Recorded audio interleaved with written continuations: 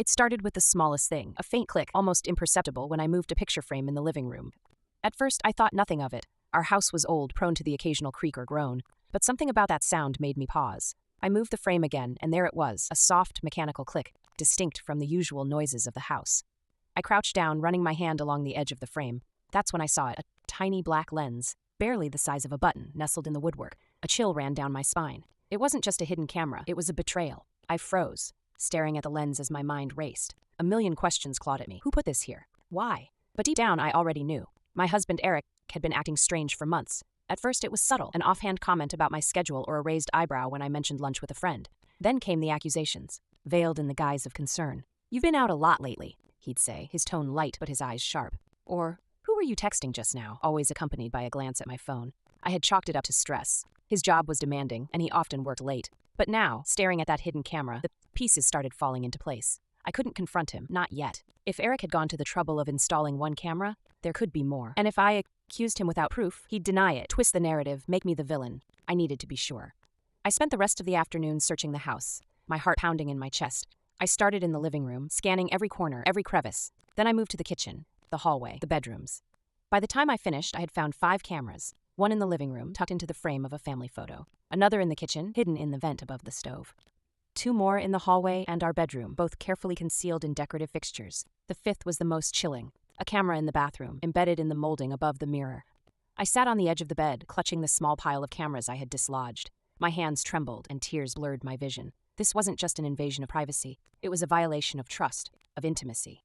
The man I had shared my life with, the man I thought I knew, had been watching me, recording me in the most private moments of my life. A memory surfaced, unbidden and sharp.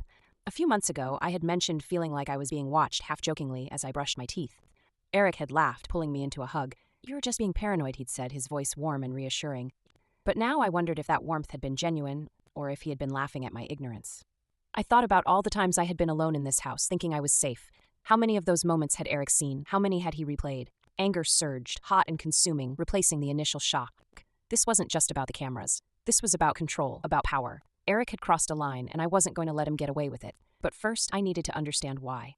That evening, I acted as if nothing was wrong. When Eric came home, I greeted him with a smile, hiding the storm brewing inside me. We had dinner together, the conversation mundane. He asked about my day, and I gave him the usual answers. Work was fine. I ran some errands. Nothing exciting. Inside, I was seething. Every word he said, every gesture he made felt like a lie. How long had he been doing this? What had he seen? Later, while he showered, I went into his office. Eric was meticulous about his workspace, everything neatly arranged and password protected. But I knew him better than he realized. His passwords were always a variation of something personal. Our wedding date, his mother's birthday, the name of his first dog. It took 3 tries, but I got in. What I found confirmed my worst fears. Eric had an entire system set up. The cameras were linked to a cloud server, accessible from his phone and laptop. There were hours of footage, me cooking, reading, talking on the phone. And there were more private moments, too. Moments that made my skin crawl to think he had watched. I scrolled through the files, each one a dagger to my heart. The timestamps went back months, longer than I had expected. This wasn't a spur-of-the-moment decision. This was deliberate, premeditated. Then I found the notes. Eric had been keeping a log, detailing my daily activities. He noted who I spoke to, where I went, even what I wore. The entries were clinical, detached, as if he were observing a stranger rather than his wife. 12:30 p.m., phone call with Sarah. Laughed a lot. Flirtatious? 15 p.m., left for the gym, wore the red leggings, men stared. My breath caught as I read the words. He wasn't just watching me, he was judging me, dissecting my every move. I slammed the laptop shut, my hands shaking with rage. How dare he? How dare he reduce me to this? When Eric emerged from the shower, he found me in the living room, sipping tea and scrolling through my phone as if nothing had happened. I smiled at him, the anger buried deep beneath the surface. "Everything okay?" he asked, his tone casual. "Of course," I replied, matching his nonchalance. But inside, I was already planning my next move. Eric thought he had all the power, that he controlled the narrative. He didn't realize that by spying on me, he had given me exactly what I needed to destroy him. The next morning, Eric left for work as usual, completely unaware of the storm brewing just beneath the surface. He kissed me on the cheek, said something about a late meeting, and walked out the door. I waited until I saw his car disappear down the street before springing into action. I knew I had to move fast. Eric was meticulous, but he wasn't infallible. He might check his equipment or log into his server at any moment, and if he noticed anything amiss, the entire plan could crumble. My first stop was his office. The laptop was where I had left it, still sitting on the desk. I booted it up, this time with the flash drive in hand. Copying the footage was a sickening process. Every file, every time-stamped video felt like another betrayal. But I forced myself to push through, compartmentalizing the anger and disgust that threatened to overwhelm me. It wasn't just about getting the footage. I needed to understand the full extent of Eric's actions. The server held more than just videos. There were folders labeled with cryptic titles: finances, personal logs, surveillance notes. I copied them all, not knowing what I might find but unwilling to leave anything behind. As the files transferred, I started going through the surveillance notes in more detail. The clinical detachment of Eric's writing was chilling. He had recorded not just what I did, but how he perceived it. 10:45 a.m., quiet morning, reading on the couch, body language relaxed. 30 p.m., met Matt at the cafe, smiled more than usual. Intimate? Matt was a friend, someone I had known for years. We met for coffee occasionally, nothing more. But the way Eric framed it, you'd think I was having an affair. It wasn't just paranoia, it was obsession. By the time I finished copying the files, I felt sick. But I couldn't stop there. I needed more, something tangible, undeniable. If I was going to confront Eric, I had to be prepared for every excuse, every manipulation. That's when I remembered the cameras I had found. I retrieved them from their hiding spots, taking care to preserve the wires and connections. If Eric questioned me, I could claim ignorance. But if I needed to prove my case, the cameras themselves were damning evidence. With the physical evidence and digital files secured, I turned my attention to the cloud server. Accessing it from Eric's laptop was easy enough. He had saved the login credentials. I changed the password, locking him out. It was a small act of defiance, but it felt like reclaiming a tiny piece of the autonomy he had stolen. By the time Eric came home that evening, everything was back in its place. The cameras were gone, but the house looked untouched. The laptop was back in his office. The files copied onto an encrypted drive I kept hidden. Eric didn't notice a thing. Over the next few days, I began piecing together a clearer picture of his motivations. The surveillance wasn't just about control, it was about fear. Eric's notes revealed an underlying insecurity, a constant worry that I might be unfaithful or leave him. He had projected his own fears onto me, twisting our relationship into something unrecognizable. But it wasn't just his fear that drove him, it was entitlement. Eric genuinely believed he had the right to monitor me, to invade my privacy under the guise of protecting our marriage. The more I learned, the angrier I became. This wasn't just about me anymore. Eric's actions were part of a deeper, more insidious mindset. He didn't see me as an equal partner. He saw me as something to be controlled, managed, owned. I couldn't let it continue. The breaking point came when I found a folder labeled Future Plans. Inside were documents detailing potential upgrades to the surveillance system. He had been looking into hidden microphones, GPS trackers, even spyware for my phone. That's when I knew I couldn't just confront Eric and walk away. This wasn't just about ending the surveillance. It was about holding him accountable. I started making calls. The first was to a lawyer. I needed to understand my rights, to know how to protect myself if things escalated. The lawyer was horrified when I explained the situation and assured me that Eric's actions were not just unethical but illegal. She recommended documenting everything: emails, files, recordings, and advised me to stay calm until I was ready to act. The second call was to a friend, Sarah, who worked in tech security. She helped me analyze the files I had copied, uncovering more layers to Eric's surveillance system. It wasn't just cameras and notes. He had installed software on the household devices, monitoring our smart home system and even my laptop. Sarah also helped me set up countermeasures. We installed new locks on the doors, changed passwords on all my accounts, and replaced the Wi-Fi router. Eric might have thought he had control, but I was dismantling it piece by piece. Over the next week, I continued gathering evidence, building my case. Every time I looked at Eric, sitting across the dinner table or scrolling through his phone on the couch, I felt a mixture of rage and pity. He had no idea what was coming, but I wasn't ready to strike just yet. There was still one more thing I needed to uncover.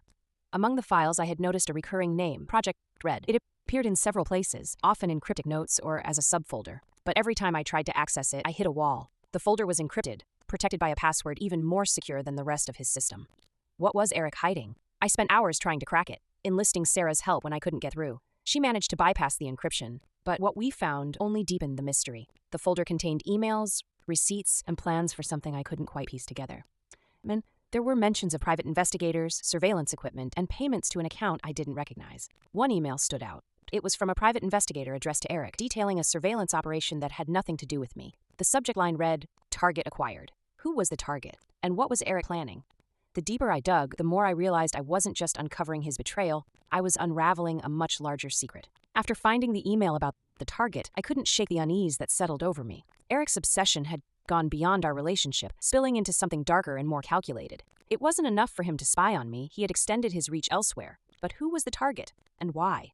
The email thread was a maze of cryptic phrases and carefully worded exchanges. It mentioned dates, locations, and vague details about monitoring someone, but it didn't reveal the identity of the person being watched. However, one attachment caught my attention: a series of surveillance photos. At first, I didn't recognize the person in the images. A man in his late 40s, dressed in casual clothes, walking down a busy street. sitting at a cafe, or entering a small brick building. The pictures were taken from different angles, clearly by someone tailing him. I stared at the photos, trying to connect the dots. Who was he? Why would Eric care enough to hire a private investigator to follow him? The more I thought about it, the more the familiarity of the man nagged at me. His face was buried somewhere in my memory, but I couldn't place him. I decided to dig deeper. The receipts in the folder showed payments to the investigator, as well as rental fees for high-end surveillance equipment I hadn't seen in the house. Eric had gone to great lengths to cover his tracks, but the dates and timestamps on the files offered a timeline. The surveillance had started about 6 months ago, long before I discovered the cameras in our home. I took a break to clear my head, but the man's face haunted me. Later that night, as Eric slept soundly beside me, I scrolled through the files on my encrypted drive, revisiting the photos. Then it hit me. The man was Paul, one of Eric's old business partners. They had worked together at a tech startup years ago, but their partnership had ended abruptly. Eric rarely talked about it, but I remembered vague mentions of disagreements over intellectual property and accusations of sabotage. What was Eric doing surveilling Paul after all this time? Was this some kind of vendetta? I didn't want to jump to conclusions, but the evidence painted a disturbing picture. If Eric was willing to go this far to control me, it wasn't a stretch to think he might be targeting Paul for revenge. I needed more information. The next morning, while Eric was at work, I called Sarah and explained what I'd found. She suggested meeting up in person to analyze the files together. I packed my laptop and the flash drive, then drove to her apartment. Sarah was as shocked as I was. "This isn't just surveillance," she said, scrolling through the emails. "This looks like premeditation. Eric might be planning something serious." She highlighted one email in particular. It was a confirmation for a meeting at a storage unit facility scheduled for the following week. The email included a unit number and a vague reference to supplies. "What kind of supplies?" I asked, my stomach churning. "Could be anything," Sarah replied. "But if I were you, I'd find out before that meeting happens."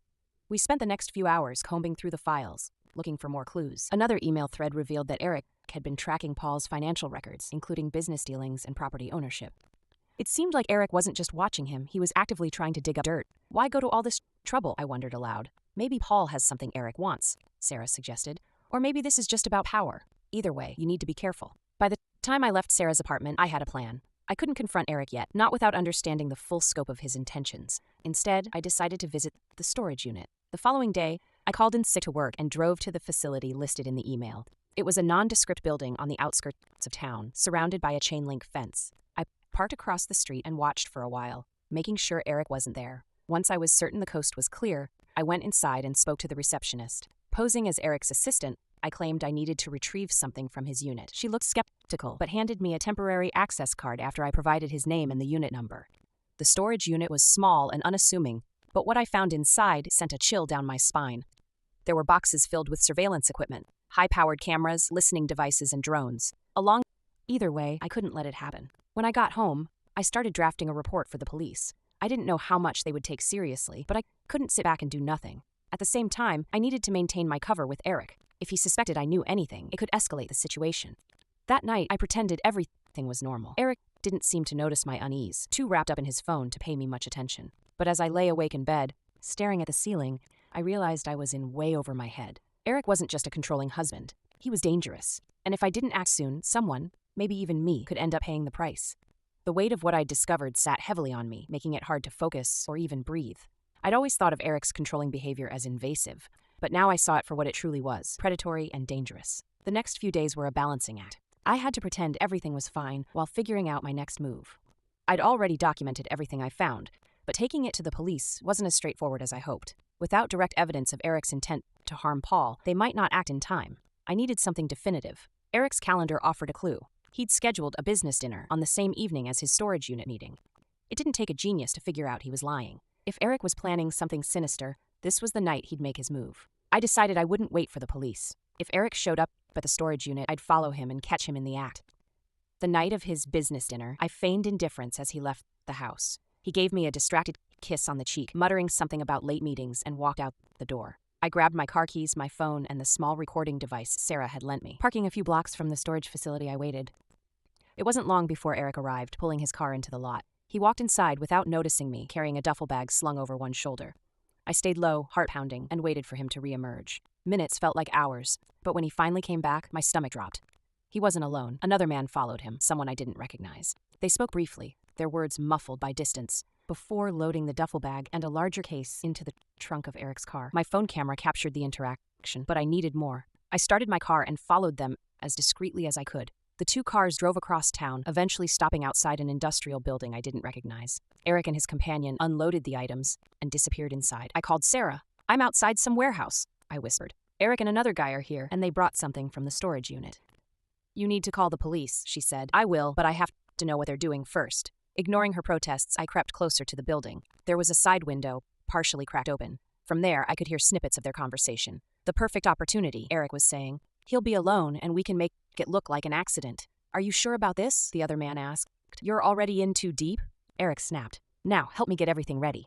It was clear now. They were planning to hurt Paul. My chest tightened as I realized how close they were to carrying out their plan. I slipped away from the building and called the police. It was the only option left. I explained everything, what I'd found, where I was, and what I'd overheard. The dispatcher assured me officers were on the way. The next moments were agonizing. I stayed hidden in the shadows, listening to my own heartbeat as I waited. Finally, the sound of sirens pierced the night.